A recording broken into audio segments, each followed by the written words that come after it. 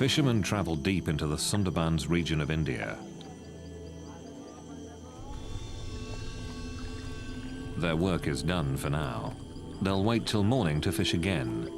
It seems quiet and calm. But these fishermen are in incredible danger.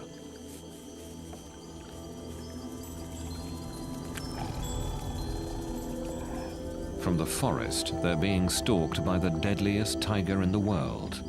A tiger that can strike from land or water and kill in an instant.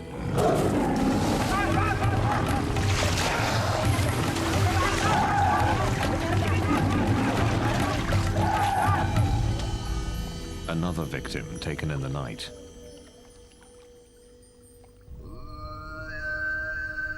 The tigers live here in the Sundarbans, gnarled fingers of thick mangrove swamp that stretch out into the Bay of Bengal.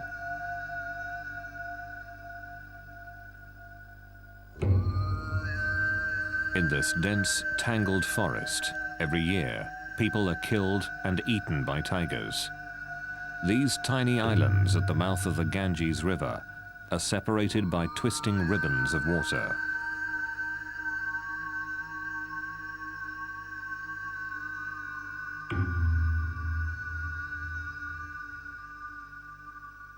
The isolated clumps of mud and forest make up the Sundarbans Tiger Reserve.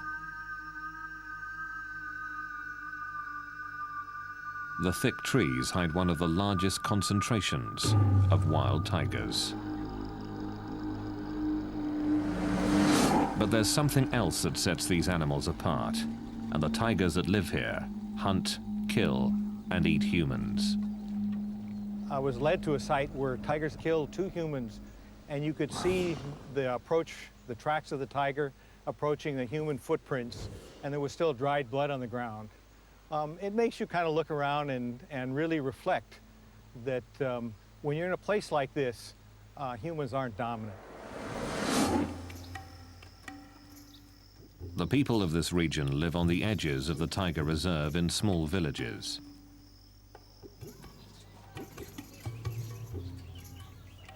The menace that lurks in the forest surrounds them.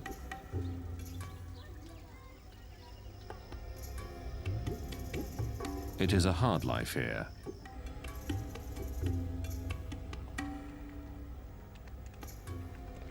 Most make their living by fishing or collecting honey. The best fishing and the richest stores of honey are found deep in tiger territory. Normally, this area is closed to visitors, but authorities do give villagers permission to enter to make a living.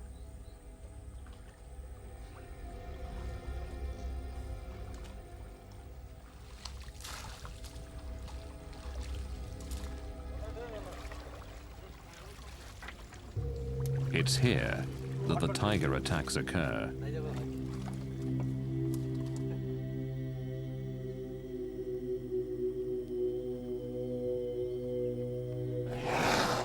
No one knows how many people have been killed by tigers.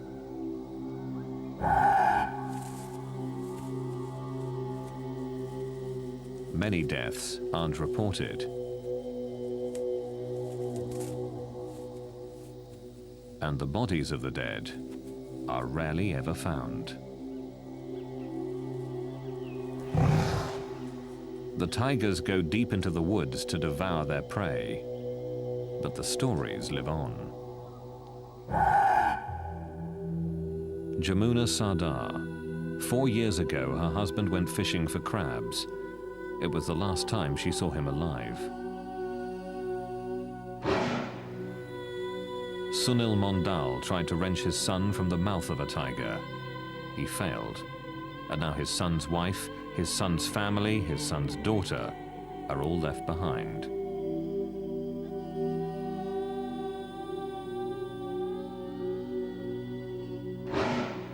Surat Sadar. His father was killed while fishing, pulled from his boat by a tiger. The threat of violent death hasn't stopped daily life from continuing throughout the Sundarbans.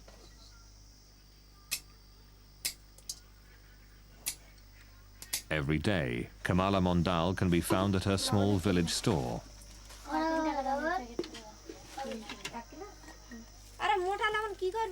Mondal's husband was killed by a tiger while he was fishing for crabs. Without him, this store is her only way of making a living.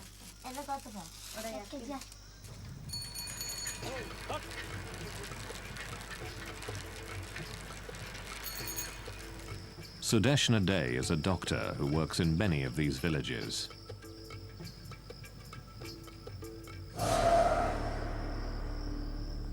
Here, every family has somebody or the other who has been lost in the hands of the tiger. And mostly what the tiger does is he attacks from the right side and from behind. So we mostly have neck injuries, hand injuries, and right-sided scalp injuries.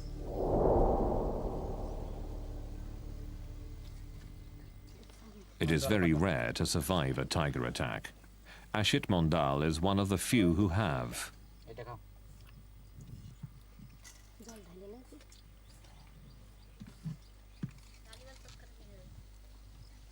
Just a few months ago, Mondal was deep in the Sundarbans, fishing for crabs, when suddenly he came face to face with a tiger. We're very poor here. We fish for our livelihood. One day, I was standing on the boat, pulling in a net,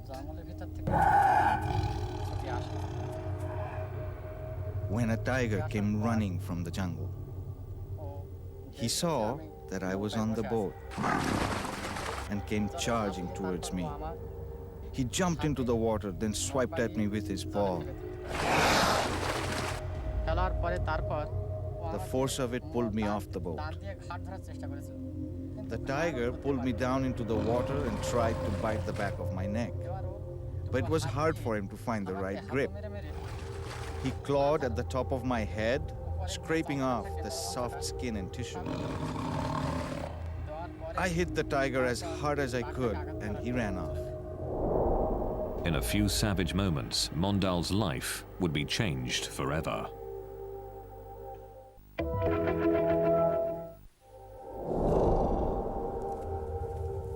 A tiger's enormous forepaws can shatter bones. Its teeth can pierce a skull in a single bite. My ear was almost torn off. This was all cut, and the skin was just hanging from my face. It was ripped all the way up to here and over to my ear. My neck was bleeding badly too. The tiger also did a lot of damage to my arm and the back. This whole part of my head was gone. It's not healed yet. It's still an open wound. Mondal's survival makes his story unusual. But the fact that he was attacked in the first place makes him just another in the long line of victims. And I've often seen tigers in the wild, followed them on the road, and really haven't had a fear. But I'd have to say that if I met a tiger in the Sundarbans, I think I'd be worried. What has made the tigers of the Sundarbans so bold? What has turned them into man-eaters?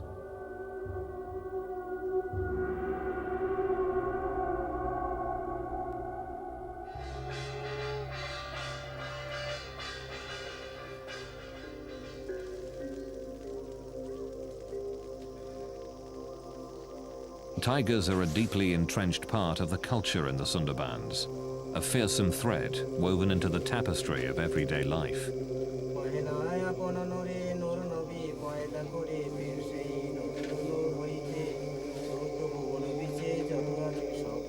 People who live here believe a constellation of supernatural forces guides and shapes their lives.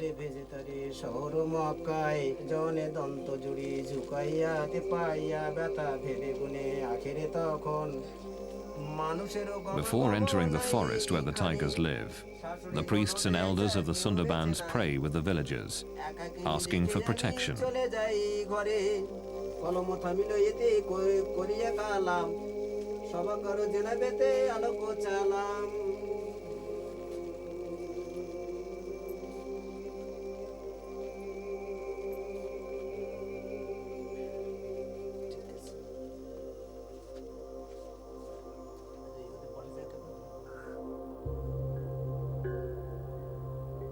It is said, without the god's blessing, a tiger attack is virtually assured.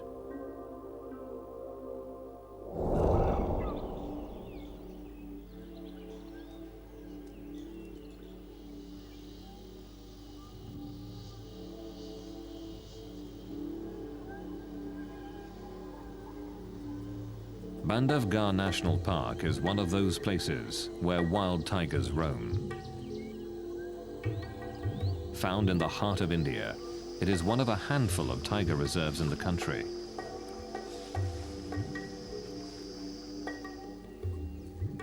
It has a rich history. In Indian legend, this fort, which dominates the park, was a gift from the great Lord Rama himself.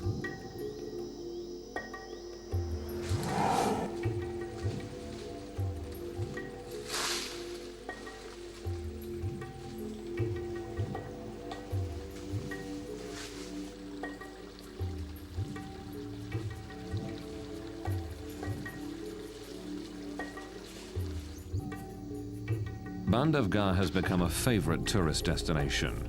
It's one of the best places in the world to see tigers in the wild.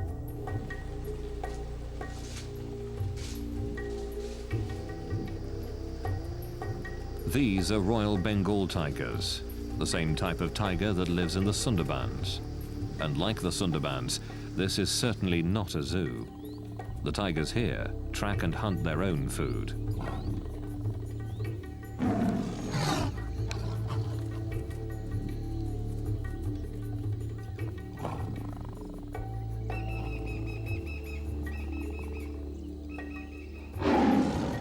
But even with all the people nearby, there's no serious concern of tiger attack.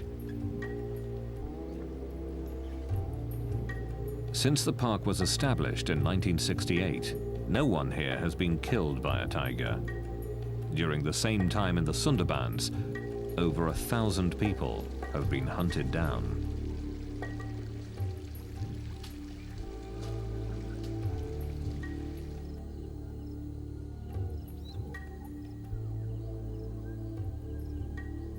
The classical image of the man-eating tiger is that man-eaters were an exception, and they were old, and they were injured, sick, and they couldn't kill game or livestock. So they had to kill people. People are easier prey than our game and than our livestock very often. It seems to me there are two types of man-eaters. There are man-eaters that get injured and are desperate for prey. But deep in the Sundarbans, they're killing even when they're very healthy.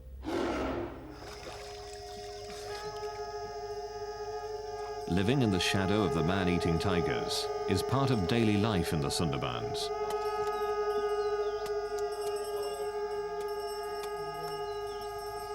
Each spring here, honey collectors prepare to take their chances to earn a living.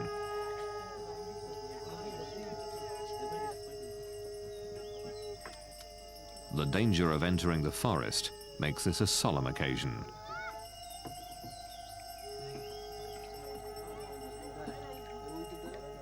Their families and other villagers gather to offer sacrifices to ensure their safe return.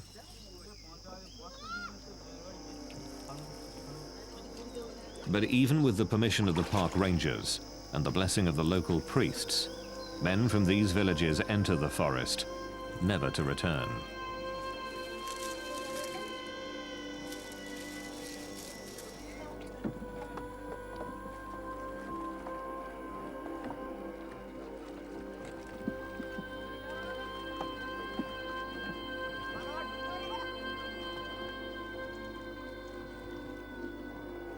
As they travel out into the forest, they put themselves at the mercy of one of the most ferocious hunters in the world.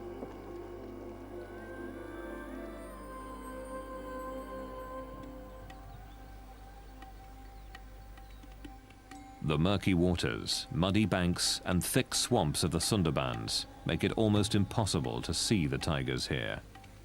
Very few researchers have braved the hostile environment.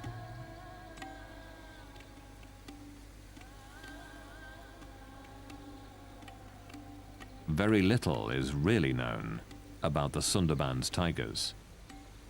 The Sundarbans at first seemed to me a pretty exotic place. Nowhere else in the world do tigers live in a mangrove habitat.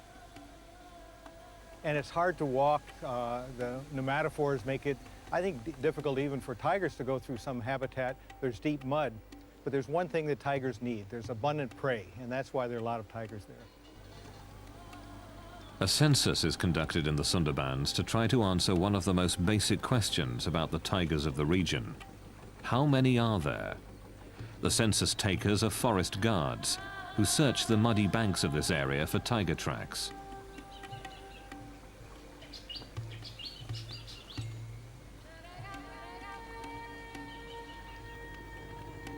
The nature of this region forces the tigers to swim from island to island, looking for prey. While all tigers are comfortable in the water, the tigers in the Sundarbans have become especially adept here.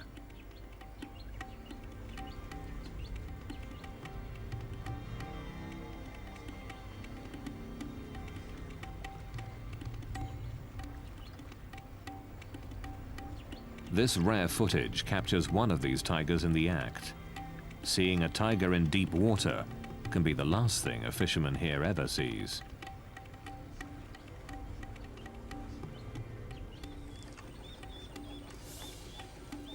The tiger is tracked to where it left the river, but seconds after leaving the water, it has dissolved into the forest.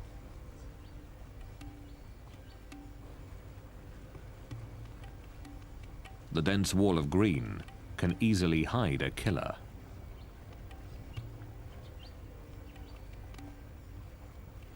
It is extremely dangerous to get off the boat. A census taker offers a small prayer for safety. Field Director Pradeep VS says they take other precautions as well. Apart from the firearms, the 2 or 3 devices which has been devised for Sundarban conditions, one is the tiger guard. This is protective steel body structure, and this also use the bulletproof sheet, which has spikes on the back, because any tiger which attacks a prey or human being, it attacks mainly from back and on the neck. So this takes care of this particular problem. Beside this, we also use the face mask, because most of the time it has been seen that the tiger attacks when you are most unaware of its presence. So a number of times you can try to attempt the tiger food, that you are watching the tiger from the back. Sometimes, the census takers don't have to travel far to find fresh tiger prints. These marks have been discovered just a few meters from a ranger station, which is protected by a high fence. A tiger has been here within the hour.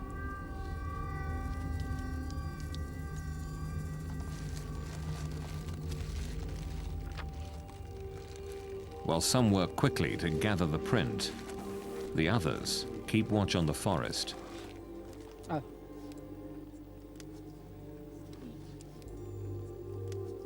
In the year 1995, one of our staff, Prabhas, was actually killed by tiger, and this was a very serious accident, and the whole census operation was stopped because of this.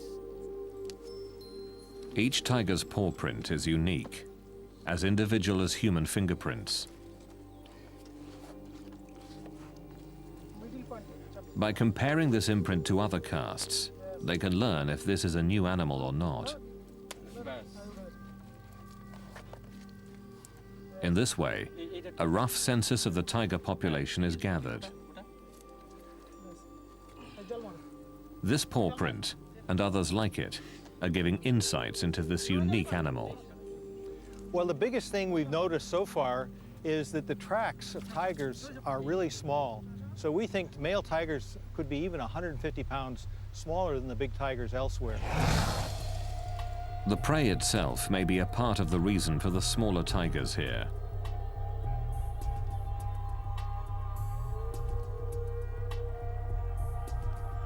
The largest animals tigers eat in the Sundarbans are about a quarter of the size of tiger prey available in the rest of India. But without more research, it's difficult to know if the difference in the size of prey has pushed these tigers to hunt down humans. The honey collectors are now deep within the forest, in tiger territory. With the blessing of the tiger god, the collectors search for beehives.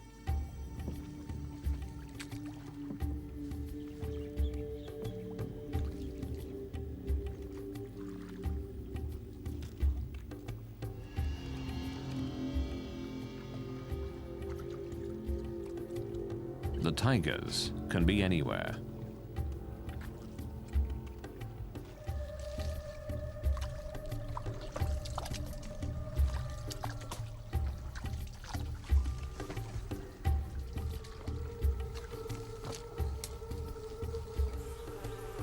But the reward is worth the risk. This is what the honey collectors have searched for: hives dripping with bees and honey.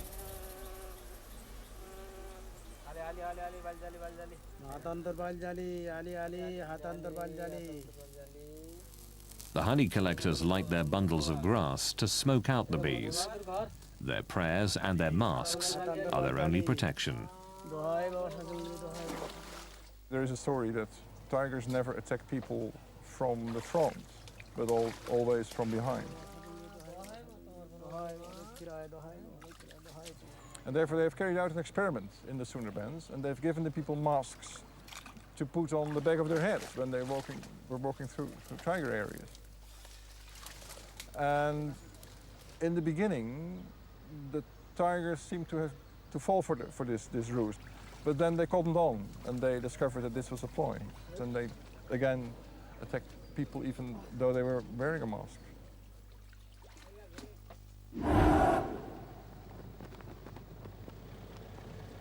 There is one part of the Sundarbans that has been closed off to people.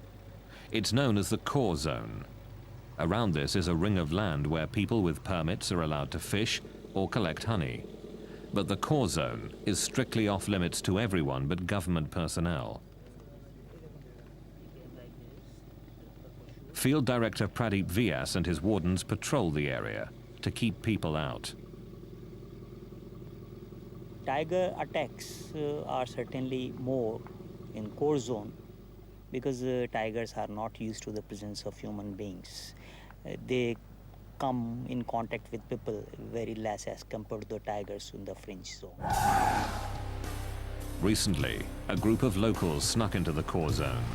They had no permits, no permission. A single tiger attacked and killed 3 men.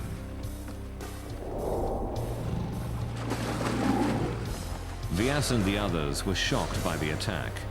Normally a tiger will only kill one person, then devour their body.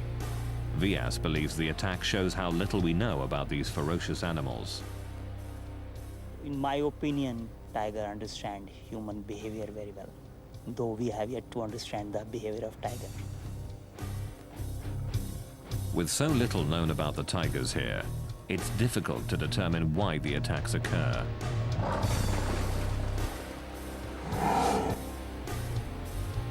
Perhaps the very nature of this place can explain why the tigers in the Sundarbans are the last in the world to hunt humans.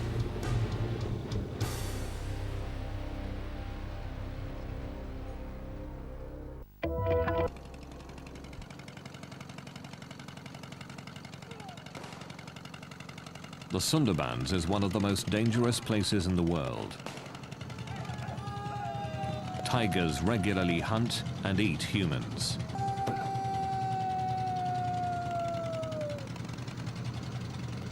In this remote part of East India, park rangers take unusual measures, hoping to keep tigers away from the villages, hoping to keep predator and human prey apart.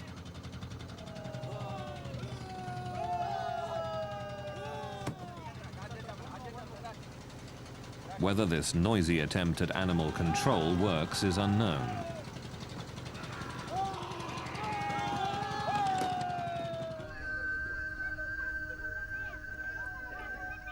This extreme effort to keep tigers away from the villages of the Sundarbans is not duplicated in other tiger reserves in India. Here at Bandhavgarh National Park, villagers ring the tiger reserve, just as they do in the Sundarbans. But no one can remember the last time someone was killed by a tiger.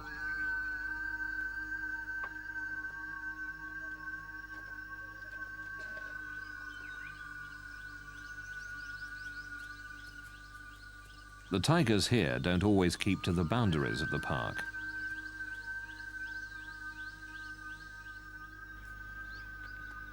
They regularly enter this village in search of prey, but strangely, have never attacked people.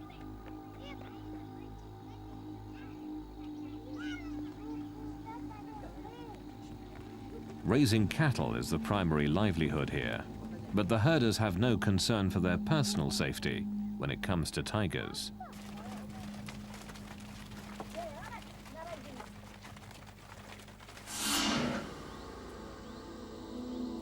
This tiger, B2, is the best-known cattle killer in Bandhavgarh.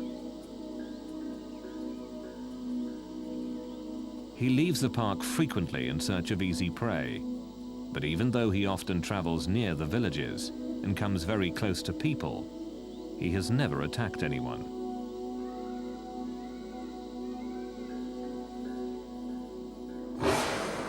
Every day, herders near Bandhavgarh take their cattle out to graze.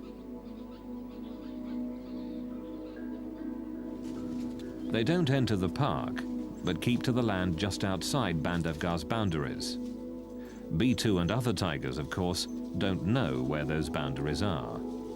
When B2 sees cattle, what he sees is easy prey, no matter where it is. But when people are about, B2 is loath to attack. People make him wary. People keep him at bay.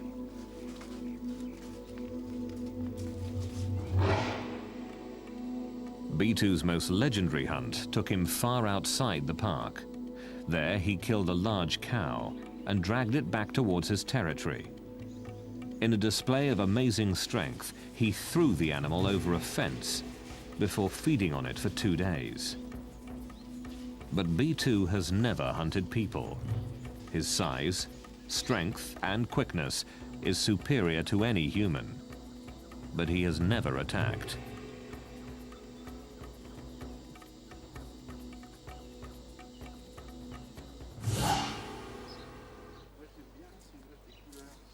Claude Hadencourt went to India to see tigers firsthand. What he saw almost cost him his life. The tiger attacked the car while we were stopped. arrêté. We were listening to the barks of the deer that announced the presence of the tiger.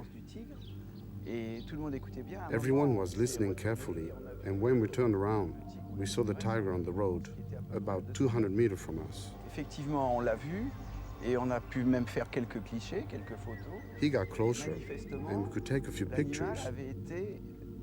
We could see the tiger was beaten up or in an accident because he had a big wound on his lip and was missing some teeth. He was walking normally, but when he saw all the cars, he started to run faster and faster. And finally, when we least expected it, he jumped in our car.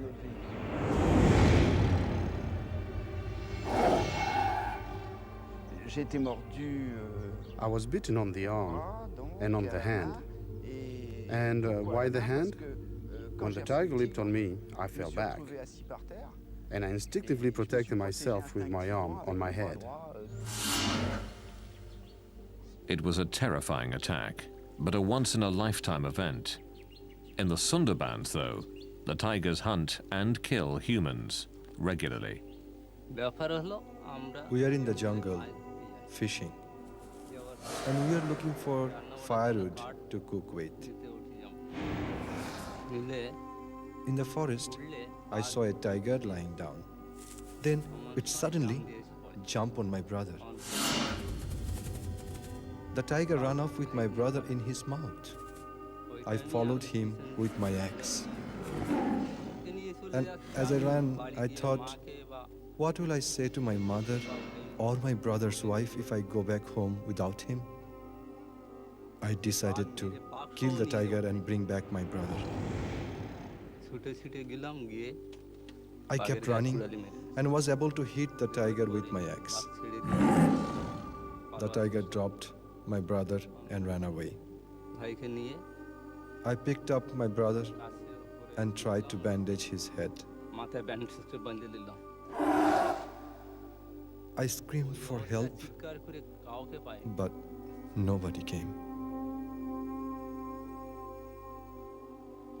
I carried my brother toward the shore, and as I walked, he died.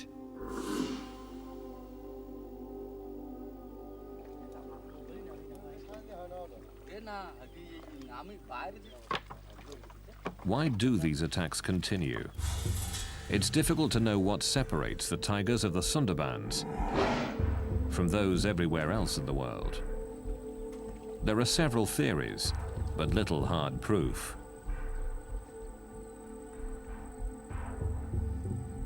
Some believe the water itself is to blame.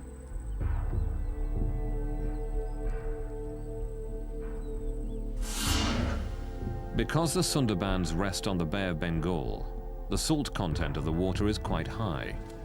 Typically, tigers live inland and drink from freshwater lakes or streams.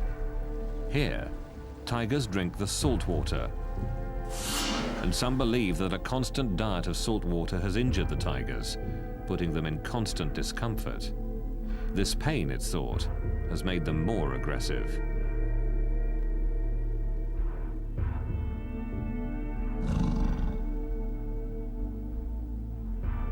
Freshwater ponds were dug to provide an alternative for the tigers, but the attacks persisted. While an intriguing notion, there has never been proof that the high salt content is behind the attacks on people. Another theory is also tightly bound to the waters here. Understanding the tides is crucial to fishing in the Sundarbans.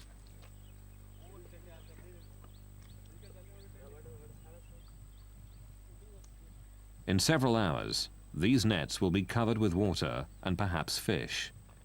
The regular movement of the tides shapes the behavior of the fishermen.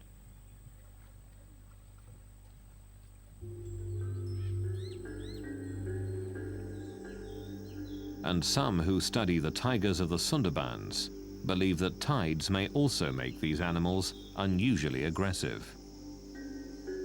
Another thing that's really difficult in the Sundarbans, and it's a problem for tigers, in that most of the area floods tidally twice a day, and then in the neap tides, the really high tides, almost all of the Sundarbans is flooded. And we really wonder where tigers den. They may have a problem finding a dry spot to den.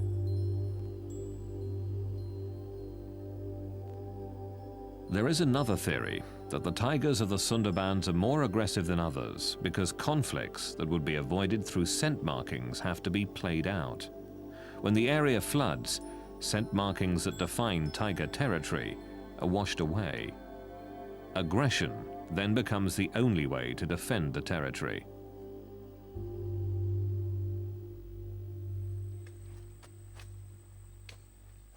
When the water recedes, the mud is left behind.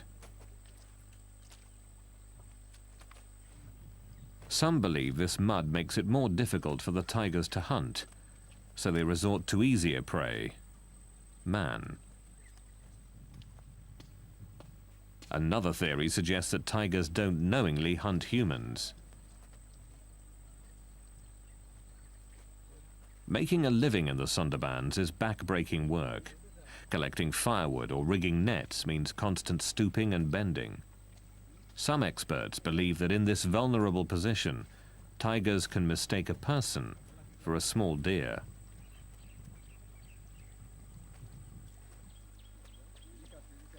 Once a tiger has mistakenly killed a human in this fashion, it is believed that the animal develops a taste for people and is more likely to kill again. There is an even more gruesome theory. Some believe that the tigers have acquired a taste for human flesh because of the weather. Brutal cyclones frequently batter this region, killing thousands. The rivers and canals are often filled with the bodies of the dead, on which the tigers feast. All through history, I have seen special circumstances under which all of a sudden there occur what you could call tiger epidemics or tiger plagues. And that is that all of a sudden there is an increase in the number of people being attacked by tigers. And I would say in 9 out of 10 cases, that is because there has been a sudden increase in the number of dead bodies of people, dead people. Either because of an epidemic, cholera, smallpox, or because there has been a cyclone, a tornado, a flood. And that's because all of a sudden there is a surplus of human bodies. And tigers thrive. They have more food than they can than they can use. The list of theories grows, but is inconclusive.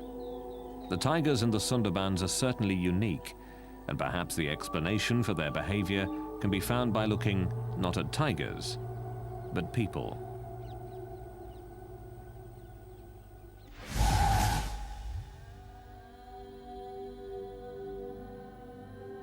Through the late 1800s and early 1900s, tigers were hunted down ruthlessly throughout much of India.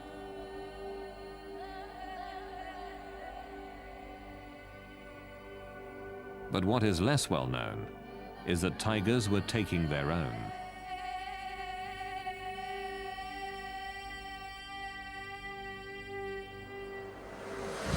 Nowadays, tiger attacks are rare. But if you go back even a century, or even less, 70 years, tiger attacks were quite normal. I've seen several records, both in India and Indonesia, of the tiger threat becoming so severe, so large, that people just abandoned their villages, that just went away.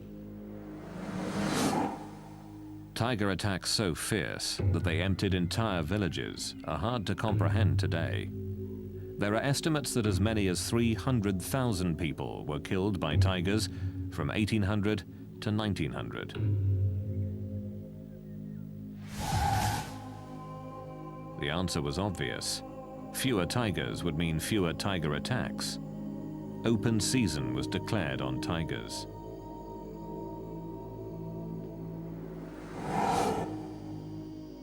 Closely studying this history challenges the belief that only sick or injured tigers have been man-eaters. If you read about tiger attacks in the early 19th century, in the 18th or 17th century, they were so frequent that it is impossible to explain such a frequency by assuming that only sick and injured tigers attack people. So I argue that before, let's say, 1850, if they had a chance, they would kill a person. Perfectly healthy tigers. Here in Bandhavgarh, healthy tigers don't hunt humans anymore. Boomgart believes that tigers can learn from history. Man-eating tigers in almost every part of India were hunted down and killed. The tigers that live in Bandhavgarh learned that fearing humans meant survival. But the massive tiger slaughter that occurred in this part of India did not happen in the Sundarbans.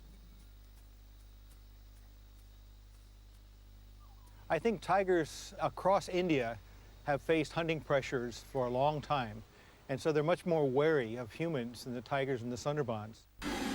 I don't think the tigers in the Sundarbans are afraid of people. The people don't seem to be carrying firearms, and the tigers know that. The remote and hostile nature of the Sundarbans protected tigers from hunting in the past, and it continues to protect them today. Even when they know that a tiger's a man-eater, if it lives in the middle of the Sundarbans, there's not much they can do about it. They can't really hunt it, and they don't. The dense maze of mangrove swamps allows these tigers to continue to hunt humans, as tigers all across India once did.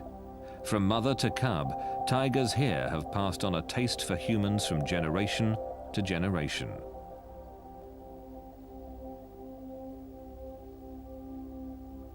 The biggest difference is that tigers may teach their young to be man-eaters, and so that's why there's so many man-eaters in the Sundarbans.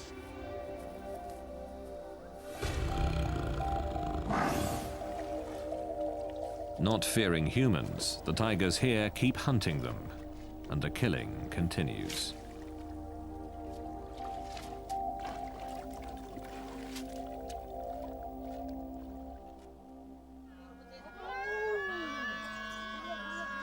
A young child is lost in the forest, at the mercy of the deadly tigers of the Sundarbans. This play tells the story of daily life in this hostile land, of the very real danger that lurks in the wild, beyond the villages.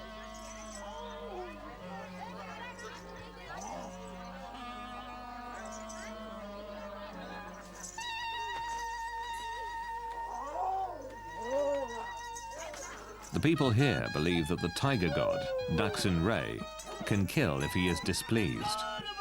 They believe he can read minds to gauge the amount of respect for him, that their survival depends on his happiness, or the intervention of another deity, Ban Bibi, the goddess of the forest.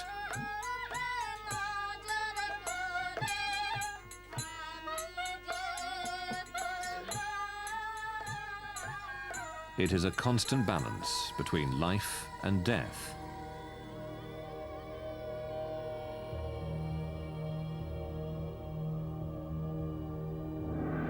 A balance the people here accept.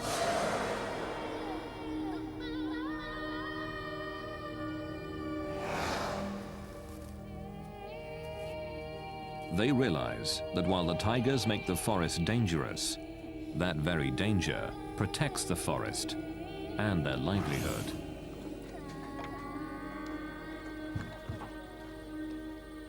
Most of the people in this zone are poor, and for their survival they have to go for fishing and other things. But they also admit that tigers' presence in this forest is essential for their own survival, because of these tigers, these mangrove forests are surviving.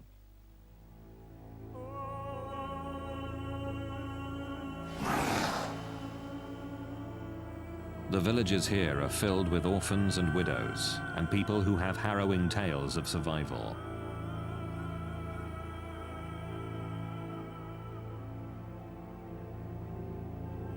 It is the reality of life in the Sundarbans.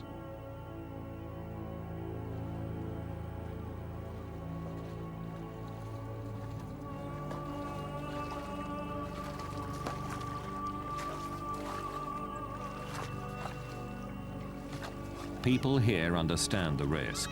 They understand that in the Sundarbans, humans are not the most dominant animal. That if a tiger decides to kill, it can and will.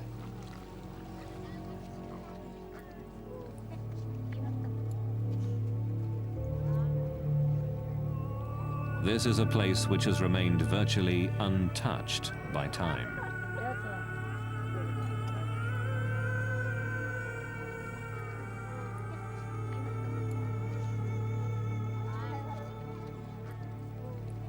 A place where tigers don't live in fear of people.